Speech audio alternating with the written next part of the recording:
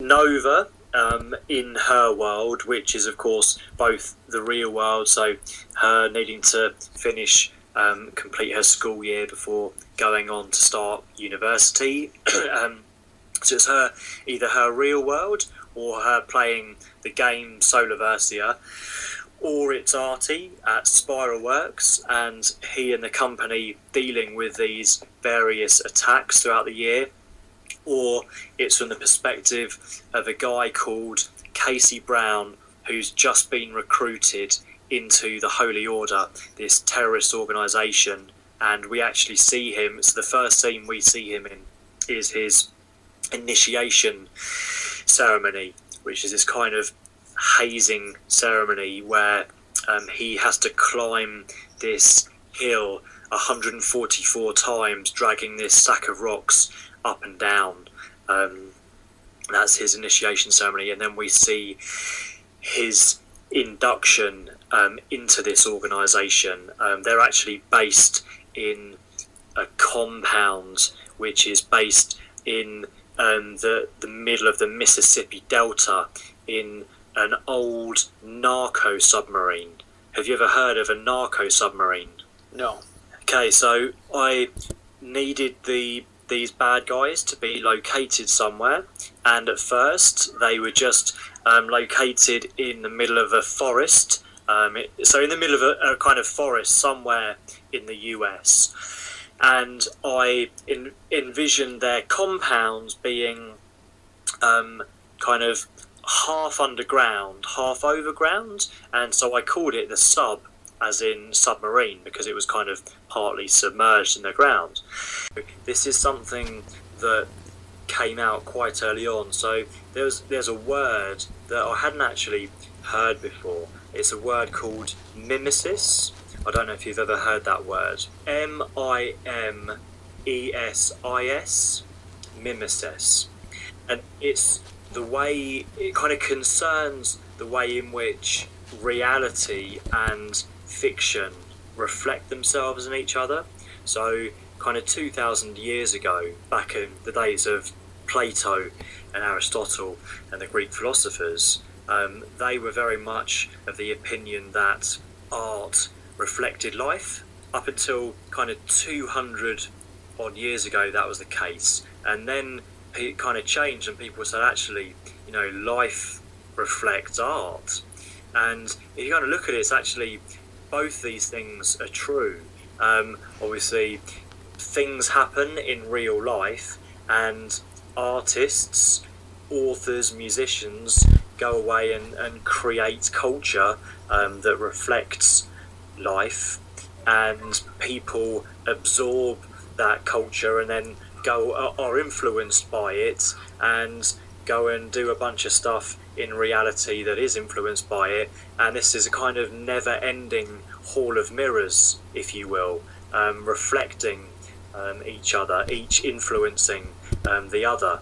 And that's something that I became aware of early on in writing the book, and I've therefore kind of taken that concept and have tried to ensure that wherever possible the stuff in the book is being reflected in real life in this big plan that I have. So yeah, that's one example. Actually incorporating, well, number one, actually wanting to create the game from the book in real life. So that's it on the grand scale. Number two, the company in the book being incorporated to create the game, and loads of other kind of smaller minor things that I'm creating in the real world to reflect it, so that, as you say, when people have read it and then find out that it's going to be made for real, they get super excited to see the way in which all of these elements are actually occurring in real life. And then why that's so magical is that it becomes not just about the story, but about the story about the story. And that is essentially, I believe, what marketing is. It's the story about the product or service that people kind of talk about with their friends down the pub. And obviously, because the product in this case is a story itself, we're talking about the story about the story. I do indeed. So in the old days, robots very much looked like robots, and if you had a robot sitting next to a person, you easily knew which was the person and which is the robot. And obviously, as time has gone on and we've kind of improved, the technology has improved, the uncanny valley, my understanding is that it's having a robot that essentially looks eerily like a human being, but you can still kind of tell it's a robot.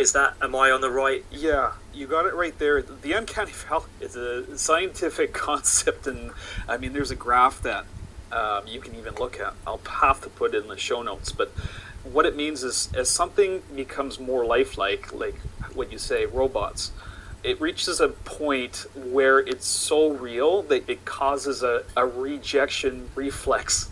You look at it and it creeps you out. It'd be like, like a clown or like a robot that's kind of like, it'd be like an android with no soul, and it just makes you uncomfortable just dealing with it. So Nova's perspective as the main protagonist playing the game, there's Artie, the guy who is the CEO of Spiraworks, and the other perspective is of a guy called Casey, who's a member of the Holy Order, who are the baddies. And that some of the stuff that she goes through, because I've got these three different perspectives: hers, the company Spiraworks, and the baddies, the Holy Order, these weird group of techno-shamans based out in the US. All three of these narratives start weaving together from about the first quarter of the book. So Nova becomes entangled with these terrorists, leading up to the climax at the end of the book, when all three of these narratives come together in the climax. But also in the real world, because of the way that she gets drawn in to the world of the terrorists. Like, are they trying to recruit her, and then she ends up, no, I'm not gonna go with you. So they're terrorists. They commit a terrorist attack that has a big impact on her life, and I won't say too much more than that again because of spoilers. But it has a big impact, and that changes the course of her life essentially. Right. The way that it all ties together in the climax is essentially her battling the leader, Theodore, the leader of the Holy Order, within the virtual world at the end of the book, but for reasons pertaining to the real world, essentially to stop a bunch of bombs going off in the real world. So fighting in the virtual in order to stop a lot of carnage in the real world. Oh, this sounds... So would you say she's like Katniss from the Hunger Games?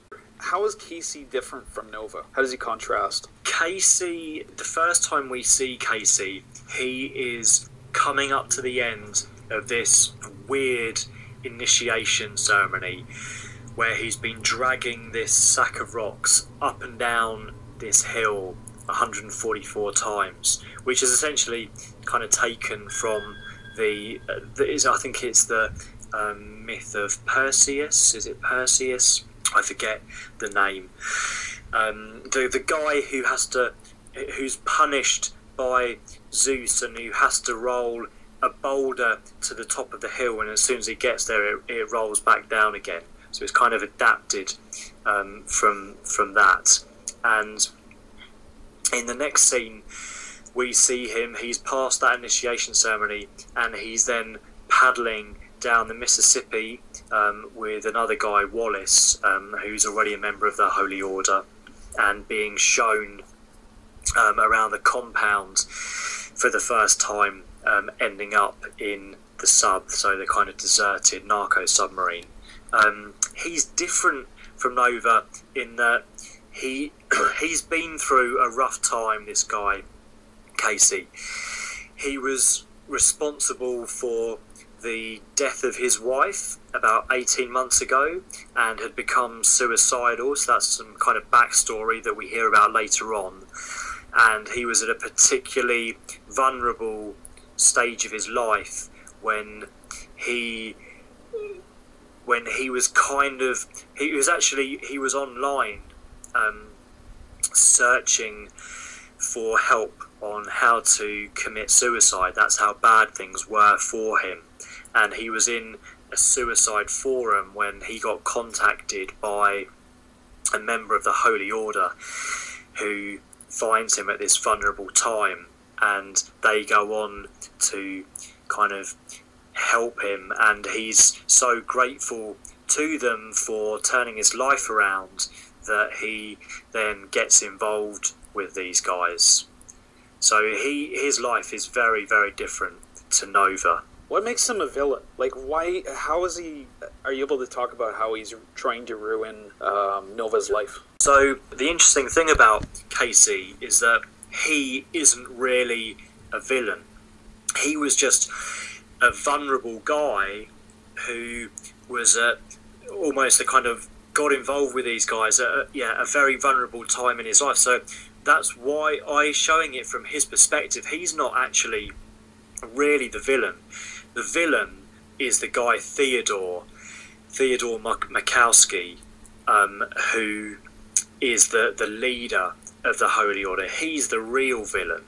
I probably can't talk too much about why that is, because that's an important part of the backstory that comes out later on that explains why Spiral Works were placed at the top of the corporate hit list.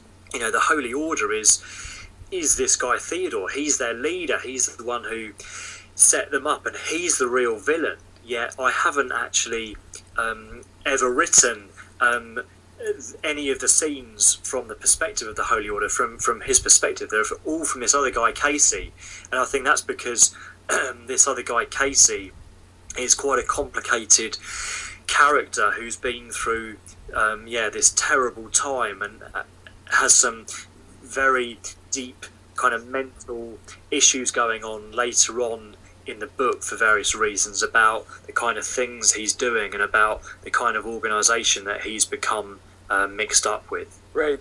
And so with that said, we've got the perspective of Nova, who, you know, is mostly worried about the game. So he's mostly just worried about wanting to win SOLARVERSIA. She's got other stuff going on in her real life as well. And then suddenly we're flipping to Artie at Spiral Works, who's having to deal with these kind of technical challenges and really not knowing why his company's on this corporate hit list, and trying to maintain the kind of cheery facade of a successful CEO. And then finally we're experiencing the perspective of this guy Casey, who's really quite messed up because of the events that's happened to him and the way that he's become embroiled with these nut jobs and where his life is going. So hopefully, we're flipping between these different perspectives, hopefully keeping